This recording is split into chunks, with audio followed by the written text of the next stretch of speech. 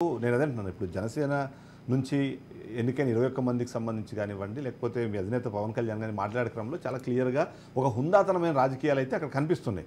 కానీ మీ కూటమిలో మిగిలిన కొద్దిమంది నాయకులు మాత్రం ఆ స్థాయిలో ఉండకపోవడము, లేకపోతే మనం చూస్తున్నాం ఇప్పుడు అధికారులను బూతులు తిడుతూ మాట్లాడే పరిస్థితి కానివ్వండి, లేకపోతే ఒక యెల్లో బిల్ల వేసుకొని మీరు వెళ్ళిపోండి, మీకు టీ తాగి టీ ఇచ్చి మరి మీకు అక్కడ వాళ్ళు సేవ చేసే పరిస్థితి కనిపిస్తుంది అని ఇలాంటి కొన్ని డైలాగులు చెప్పడం ద్వారా మీరు కూటమిగా ఏర్పడినందుకు కారణం ఖచ్చితంగా జగన్మోహన్ రెడ్డిని అధికారం నుంచి కింది దింపాలి, ఆయన అహంకారాన్ని దించాలని.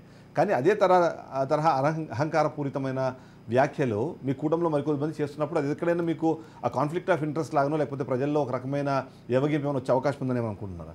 ఖచ్చితంగా దానికి కూటమి నాయకుల దృష్టికి కనుక అది వెళ్తే ఖచ్చితంగా దాన్ని ఖండిస్తారండి. చంద్రబాబు నాయుడు గారు కూడా ఇదే మాట పవన్ కళ్యాణ్ గారు ఏదైతే చెప్పున్నారో మనం పనిచేసి చూపించాలనే బాధ్యతతోనే ఆయన వ్యవహరిస్తూ ఉన్నారు.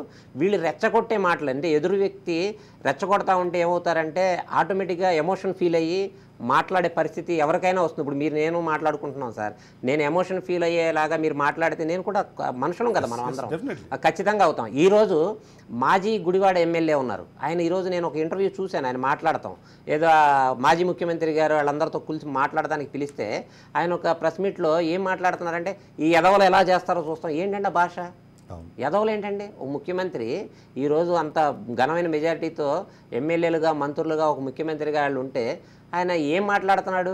ఈ ఎదవలు ఎలా చేస్తారో చూస్తాం, 6 స్కీములు ఎలా మెయింటైన్ చేస్తారు. ఇంకెన్నాళ్ళండి? నిన్న మా అధినేత సైన్ చేసి కుర్చీలో కూర్చున్నారు. ఈరోజు అన్ని సమీక్షలు చేస్తూ ఉన్నారు ఆఫీసర్లకు సంబంధించి ఏమేమి ఉన్నాయి, ఏం చేయాలి అనే దాని మీద. అది గ్యాప్ కూడా ఇవ్వకుండా ఆ భాష మారతారేమో అనుకున్నానండి, ఇంకా మారలేదండి వీళ్ళు. ఈసారి ఇంతకుముందు మీ ప్రభుత్వం ఉంది కాబట్టి మిమ్మల్ని రౌడీల్లాగా రోడ్ల మీద వీధి కుక్కల్లాగా వదిలేశారు కాబట్టి ప్రజలు బుద్ధి చెప్పారు. ఇక నుంచి మీరు అలా మాట్లాడితే కనుక ప్రజాస్వామ్యబద్ధంగా మా అధినేతలు ఊరుకున్నా సరే మేమైతే ఊరుకునే పరిస్థితి లేదు. ఖచ్చితంగా వాళ్ళ మీద కేసులు పెడతాం, చట్ట ప్రకారం ఏ చర్యలు తీసుకోవాలో ఖచ్చితంగా మేమైతే ఎదిరించే పరిస్థితి ఉంటుంది. ఎందుకంటే సహనం ఓర్పు మా అధినేతకు ఉన్నంత మాకు ఉండాలని ఏం లేదు. అంటే మేము ఎమోషన్ ఫీల్ అవ్వాల్సిన పరిస్థితి వస్తుంది.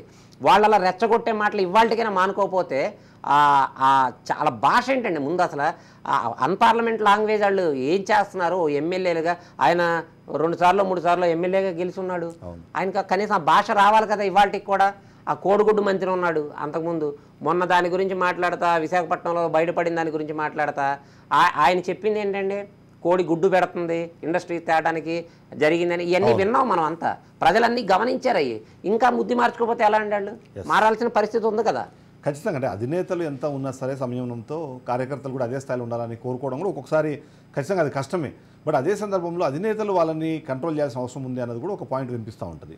ఆ విషయం పైన కూడా ఎందుకంటే ఇప్పుడు మనకు అయ్యన్న పాత్రుడు నిన్న చేస్తున్న స్టేట్మెంట్ కానివ్వండి, మొన్న అచ్చెన్నాయుడు చేసిన స్టేట్మెంట్లు ఇలాంటివన్నీ చూసినప్పుడు ఎక్కడో చోట అదే తరహా లైన్లోకి వీళ్ళు వెళ్తున్నారన్న అనుమానం కూడా కొద్దిగా కలుగుతుంది. సో దాన్ని అక్కడ కట్టడి చేయాల్సిన అవసరం ఉందని అనిపిస్తుంది మీకు? ఖచ్చితంగా అండి. ఇప్పుడు నాదెండ్ల మనోహర్ గారు సంతకం పెట్టిన మరుసటి రోజు నుంచే ఇన్స్పెక్షన్కి వెళ్తే 100 కోట్లు 1000 కోట్ల రూపాయల దోపిడీలు బయటపడతా ఉన్నాయి. మీ అందరి ప్రజలు తేటతెల్లం అవుతూ ఉంది. అసలు దాని గురించి భయపడిపోయి లేని గాంభీర్యాన్ని ప్రవర్తించడం కోసం వాళ్ళు ప్రవర్తిస్తున్నారు తప్ప కొంతమంది పారిపోయారు. అది గన్నవరం ఎమ్మెల్యే వంశీ గారు ఉన్నారు, ఏమైపోయారో తెలియదు. మాకున్న ఇన్ఫర్మేషన్ ఏంటంటే ఆ రోజు సాయంత్రం 4 గంటకే అమెరికా ఫ్లైట్ టికెట్లు బుక్ చేసుకొని నైట్ అమెరికా ఫ్యామిలీతో పారిపోయాడనే ఉద్దేశం. ఎందుకు వచ్చిన వ్యవస్థలో అంటే మీరు తప్పులు చేశారు కాబట్టి భారతదేశంలో మీరు ఇక్కడ చేసిన తప్పుల్ని కప్పిపుచ్చుకోవడానికి దూరంగా పారిపోయిన పరిస్థితి. ఇలాంటి వాళ్ళు కోకొల్లలో ఉన్నారు. కరెక్ట్గా నాకు తెలిసి ఇంకొక నెల 2 నెలలు అయితే ఉన్న 11 మందిలో కూడా 5-6 వెళ్ళిపోయే పరిస్థితి, ఎవరు ఉండని పరిస్థితి. మీరు దాన్ని కాపాడుకోలేదు. ఇవాళకి కూడా నాకు తెలిసి అంటే నాకున్న ఇన్ఫర్మేషన్ ప్రకారం ఇవాళకి ఆ పార్టీకి అధ్యక్షుడు లేడు, ఆ పార్టీలో ఉన్న కార్యకర్తలకు సభ్యత్వం లేదు, గుర్తింపు లేని పార్టీ, ఇంకొకరి దగ్గర నుంచి తెచ్చుకున్న పార్టీ, అరువు తెచ్చుకున్న పార్టీ. ఇవాళకి ఆ పార్టీలో ఉన్న కార్యకర్తలకి కనీసం వైఎస్ఆర్ పార్టీకి సంబంధించిన దాని ట్యాగ్ పూర్తి పేరు కూడా తెలియని పరిస్థితి వాళ్ళకి. వైఎస్ఆర్ అంటే రాజశేఖర రెడ్డి గారి పార్టీ అనుకుంటున్నారు వాళ్ళందరూ. రాజశేఖర రెడ్డి అలా మోసం చేసే 2019లో రాజశేఖర రెడ్డి గారి పేరు చెప్పుకొని ఆయన అధికారంలోకి వచ్చిన పరిస్థితి. ఇవాళ వచ్చి అధికారంలో తీసేయడానికి కారణం జగన్మోహన్ రెడ్డి. అది కనబడతా ఉంది తేటతెల్లం. ఇప్పటికైనా బుద్ధి తెచ్చుకొని ఖచ్చితంగా వాళ్ళు చేయాల్సిన పనులు వాళ్ళు ఏదైతే ప్రజల కోసం హామీలు ఇచ్చినవి చేయలేదనుకోండి ప్రశ్నించమనండి. మనకు అసెంబ్లీ ఉంది, అసెంబ్లీలోకి వెళ్ళాలా, దాని గురించి చర్చించాలా, మాట్లాడాలా, డిస్కస్ చేయాలా, మీరు ఎందుకు చేయరు అని అడగాల. దాంట్లో ప్రజాస్వామ్యబద్ధం. అది ఎవరైనా అధికారంలో ఉన్న వాళ్ళు ఆన్సర్ చేయాల్సిన పరిస్థితి ప్రజలు కూడా హర్షిస్తారు. మళ్ళీ పొద్దునే ప్రజల దగ్గరికి ఏ ముఖం పెట్టుకొని వెళ్తారండి? మొన్న అంతకుముందు సీఎంగా ఉన్నప్పుడు హెలికాప్టర్లో తిరుగుతా కింద చెట్లు నరికేసిన పరిస్థితి, బస్సులోంచి దిక్కుండా వెళ్ళిన పరిస్థితి. ఇవాళ ఓదార్పు యాత్ర చేస్తానంటున్నారు. మరి ఇవాళ ఎలా వెళ్తారండి? ఇవాళ ఎలా వెళ్తారు? ఇప్పుడు హెలికాప్టర్లో వెళ్తే కింద చెట్లు నరికేస్తారా? ఇవాళ ప్రజల్లోకి వెళ్ళే వ్యక్తి గతంలో 5 సంవత్సరాల్లో ప్రజల్లోకి ఎందుకు రాలేదు? ఎందుకు ప్రెస్ మీట్లు పెట్టలేదు? ప్రెస్ మీట్లు పెడితే విలేకరులకు సమాధానం చెప్పడం అంటే ప్రజల్లో సమస్యలను విలేకరులు తీసుకెళ్ళి అడుగుతారు కదా. వాళ్ళకి సమాధానం చెప్పాల్సిన పరిస్థితి ఉందా? అంటే ప్రజలకి సమాధానం చెప్పలేని పరిస్థితిలో ఆ రోజు బతికారు. అంటే అహంకారం అండి. వాళ్ళు ఏంటంటే గతంలో నా చిన్నప్పుడు నేను వరంగల్లో ఉన్నప్పుడు దొరల పరిపాలన చూశానండి ఒక పల్లెటూరులో.